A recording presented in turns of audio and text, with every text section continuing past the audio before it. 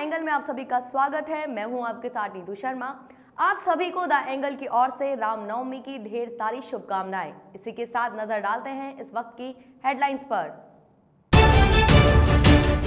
उत्तर प्रदेश के बागपत में मिले कच्चे तेल के बड़े भंडार के संकेत। ओएनजीसी की टीम ने किरठल में शुरू की खुदाई।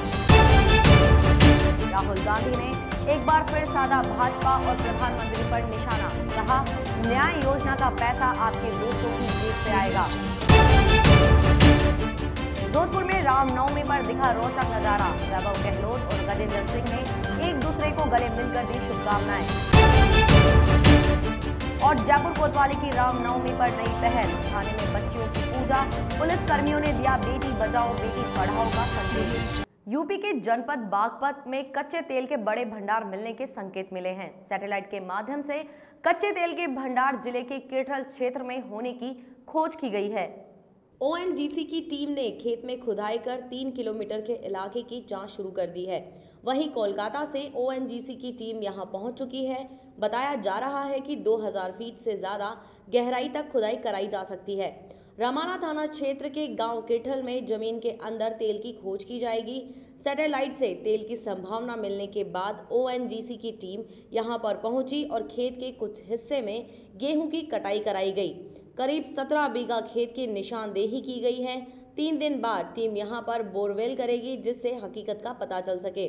तेल की खोज का जिले में यह पहला मामला है।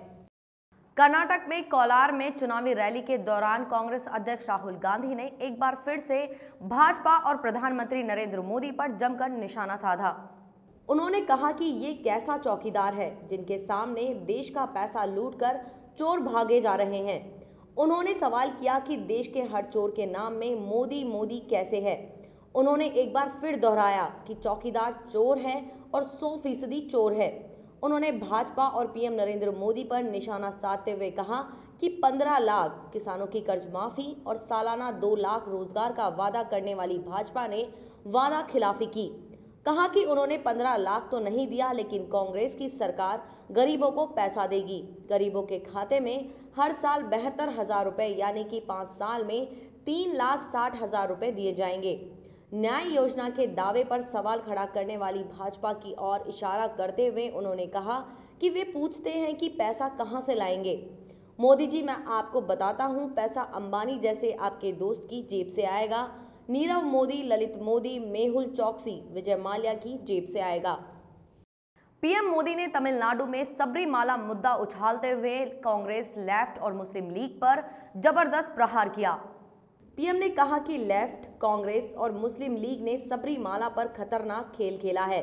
मोदी ने दो टूक कहा कि उन्होंने हमारी आस्था और संस्कृति पर चोट पहुंचाने की कोशिश की है, लेकिन उनके लिए दुख की बात यह है कि जब तक केंद्र में बीजेपी की सरकार है, वे अपने मंसूबे में कामयाब नहीं हो पाएंगे।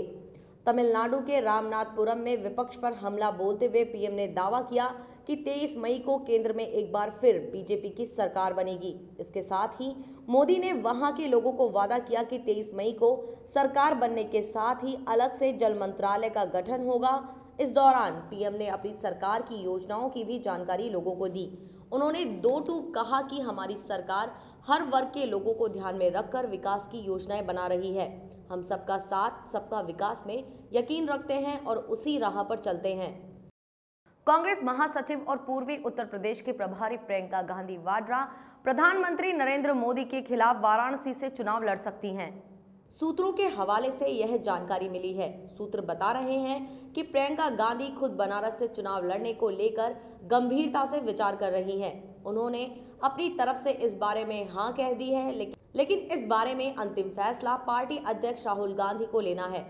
दरअसल पार्टी में महासचिव का पद पाने और पूर्वी उत्तर प्रदेश का प्रभार अपने कंधों पर आने के बाद से प्रियंका गांधी राजनीतिक रूप से काफी सक्रिय तौर पर काम कर रही हैं। वहीं कांग्रेस के लिए उत्तर प्रदेश में लगातार प्रचार भी कर रही हैं। लोकसभा चुनाव 2019 के तहत दूसरे चरण का मतदान 18 अप्रैल को है। इसके मद्देनजर बसपा प्रमुख मायावती ने बुलंदशहर में रैली की। इसमें उन्होंने आह्वान किया कि हमें अली और बजरंगबली दोनों चाहिए, क्योंकि वह दलित समाज से हैं। हमारे अली भी हैं और बजरंगबली भी हैं। उन्होंने कहा कि ये जाति की पहचान भी मुख्यमंत्री योगी आदित्यनाथ ने की है, हमने नहीं। आरएसएस पूंजीवादियों को जरूर सत्ता से बाहर भेजना है। चौकीदारी की ये नई नाटकबाजी इन्हें नहीं बचा पाएगी। उन्होंने कहा कि कांग्रेस भी प्रलोभन भरे वायदे कर रही है। इस चुनाव में कांग्रेस ने देश के अति गरीबों को 6,000 रुपए देने की जो बात कही है, उससे गरीबी का हल होने वाला नहीं है। मायावती ने कहा था कि अगर हमारी सरकार बनती है तो हमारी सरकार अति गरीबों को सरकारी व प्राइवेट सेक्टर में नौकरी देने का काम करेगी। पश्चिम बंगाल की मुख्यमंत्री ममता बनर्जी ने बीजेपी पर हमला बोला। उन्होंने कहा कि लोगों को गुमराह करने के लिए भाजपा धर्म का इस्तेमाल कर राजनीतिक लाभ हासिल करने की कोशिश कर रही है। ममता बनर्जी ने राज्य के विभिन्न हिस्सों में सशस्त्र रामनवमी रैलियों के लिए बीजेपी पर निशाना साधा और बीजेपी पर बंगाल के शांतिपूर्ण माहौल को बिगाड़ने का आरोप लगाया। ममता ने दार्जिलिंग में तृणमूल कांग्रेस उम्मीदवार अमर सिंह राय के पक्ष में एक चुनावी रैली में कहा कि बीजेपी धर्म के नाम पर लोगों को गुमराह कर रही है। चुनाव से पहले वे इसे बंगाल में लोगों को विभाजित करने के लिए एक औजार के रूप में उपयोग कर रहे हैं। बंगाल की संस्कृति कभी भी हिंसा की राजनीति का समर्थन नहीं करती है। वे तलवारों और गदाओं के साथ रैलियां निकाल रहे हैं। उन्होंने जोर दिया कि वे पश्चिम बंगाल में एनआरसी की अनुमति नहीं देंगे। ममता ने कहा कि वे कहते हैं कि वे बंगाल में एनआरसी का संचालन करेंगे, लेकिन मैं आपको विश्वास दिलाता हूं कि मैं अपने राज्य में इसकी अनुमति नहीं दूंगी। आपने लोकसभा चुनाव के लिए दिल्ली, हरियाणा, चंडीगढ़ में एक बार फिर से कांग्रेस के साथ गठबंधन करने की पेशकश की है। पार्टी ने हालांकि इस बार गठबंधन के फार्मूले से पंजाब की मांग को हटा लिया है। आपके वरिष्ठ नेता और दिल्ली के उप मुख्यमंत्री मनीष सिसोदिया ने कहा कि मोदी और शाह की जोड़ी देश के लिए खतरनाक है। इसे रोकने के लिए आप सभी भाजपा विरोधी संगठनों के साथ हाथ मिलाने को तैयार हैं। उन्होंने कहा कि अभी भी समय है। अगर कांग्रेस चाहे तो मोदी और शाह की जोड़ी को 18 सीटों पर हराया जा सकता है। उल्लेखनीय है कि आप अभी तक पंजाब, हरियाणा और दिल्ली की 33 सीटों पर कांग्रेस के साथ गठबंधन की पहल कर रही थी। जोधपुर से कांग्रेस प्रत्याशी वैभव गहलोत ने रामनवमी महोत्सव समिति की ओर से आयोजित कार्यक्रम में शिरकत की। वैभव गहलोत ने लोगों को रामनवमी की सभी को शुभकामनाएं दी। खास बात यह है कि एक ही मंच पर वैभव गहलोत, भाजपा के प्रत्याशी गजेंद्र सिंह शेखावत मौजूद रहे। रामनवमी पर दोनों ने भगवान राम की पूजा अर्चना की। पूजा अर्चना के बाद दोनों एक दूसरे के गले मिले। रामनवमी महोत्सव समिति ने वैभव गहलोत का जोरदार स्वागत किया। वैभव गहलोत के समर्थन में प्रदेश के अलग अलग कोने से कांग्रेस जन जोधपुर पहुंच रहे हैं। वहीं राजस्थान विश्वविद्यालय के छात्र नेता भी वैभव गहलोत का समर्थन करने के लिए जोधपुर पहुंचे।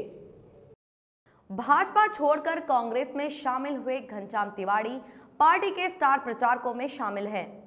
घनश्याम तिवारी ने जोधपुर के एक होटल में पार्टी के घोषणा पत्र को लेकर प्रेस वार्ता को संबोधित किया। प्रेस वार्ता में घनश्याम तिवारी ने मोदी सरकार पर जमकर निशाना साधा। घनश्याम तिवारी ने प्रेस वार्ता में कांग्रेस के घोषणा पत्र की जमकर तारीफ की। उन्होंने कहा कि कांग्रेस का घोषणा पत्र सभी लोगों की राय लेकर बनाया गया है। तिवारी ने राहुल गांधी की न्याय योजना को देश की अर्थव्यवस्था में सुधार का बेहतर कदम बताया। तिवारी ने कहा कि हमने इस योजना को लागू करने से पहले अर्थशास्त्रियों से विचार विमर्श किया है। उन्होंने कहा कि पार्टियां घोषणा पत्र में लिखे वादों को पूरा नहीं करती, लेकिन कांग्रेस अपने घोषणा पत्र में किए गए सभी वादों को पूरा करेगी। मर्यादा पुरुषोत्तम श्री राम का जन्मोत्सव प्रदेश के मंदिरों में बड़े हर्षोल्लास के साथ मनाया गया। राम भक्तों का अपने आराध्य के दर्शनार्थ राम दरबार में तांता लगा रहा। मां भगवती का प्रादुर्भाव दिवस और भगवान राम का जन्म दिवस रामनवमी एक ही दिन मनाया गया। चैत्र शुक्ल नवमी पर हवन और कन्या भोजन के साथ वासंतिक नवरात्र का समापन हुआ। घर घर में आस्थावानों ने मां दुर्गा की पूजा अर्चना की। माता की जोत देखकर कन्या पूजन हुआ। राम जन्म की घोषणा होते ही मंदिरों में भय प्रकट कृपाला दीनदयाला के स्वर गूंजे और भक्तों में खुशी की लहर दौड़ गई। भक्तों ने श्री राम की जय जयकार कर माहौल राममय बना दिया। मंदिरों में पंचामृत अभिषेक के साथ राम जन्मोत्सव की झांकियां सजाई गई। मुख्य आयोजन चांदपोल स्थित प्राचीन रामचंद्र जी के मंदिर में हुआ। रामचंद्र जी के मंदिर में नगाड़ों के नाद और बैंडबाजों की स्वर लहरियों के साथ मर्यादा पुरुषोत्तम भगवान राम की आरती की गई। इस बीच मंदिर परिसर श्री राम के जयकारों से गूंज उठा। जयपुर की कोतवाली थाना पुलिस ने एक पहल की शुरुआत करते हुए थाने में बच्चियों को बुलाकर उनकी पूजा की और पूजा के बाद उन्हें जरूरत की चीजें भेंट की। इस दौरान पुलिस कर्मियों ने बेटी बचाओ बेटी पढ़ाओ का संदेश दिया। इस सार्थक पहल की शुरुआत करने वाले कोतवाली थाना प्रभारी अरुण पूनिया ने बताया कि दुर्गा नवमी पर हमने समस्त थाना स्टाफ के सहयोग से कन्या पूजन के रूप में बेटी बचाओ बेटी पढ़ाओ के अभियान को नया रूप दिया है, जिसमें आर्थिक स्थिति की वजह से पढ़ाई नहीं कर पा रही 21 छात्राएं और 21 SOS बालग्राम की छात्राओं को पढ़ाई से संबंधित सभी सामग्री जैसे कॉपी किताबें, पेंसिल, पेन, बैग इत्यादि सामग्री का वितरण किया गया। इस सामग्री का वितरण बालिकाओं को भोजन कराने के बाद किया गया।